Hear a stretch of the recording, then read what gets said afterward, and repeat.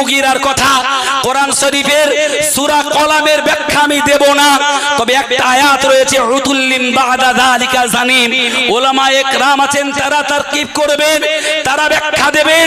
রাসূলের দুশমন তো তারাই হয় কেবল মাত্র যাদের জন্মে লাল থাকে। কোন মায়ের লাল যদি থাকে, মায়ের দুধ যদি খেয়ে থাকেন, বাপে জন্ম দেওয়া কোন হালাল জাদা সন্তান যদি থাকেন, পেয়ারা নবী মুহাম্মদুর রাসূলুল্লাহকে যদি মরা প্রমাণ করতে পারেন, হায়াতুন নবী এটা যদি অস্বীকার করেন, কোন জায়গায় কোন স্টেজে কোথায় বুঝবেন? ইসমাইল আছে, কত রেকর্ড হচ্ছে।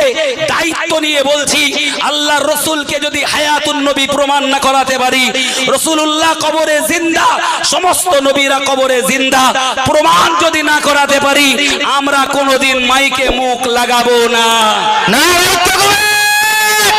না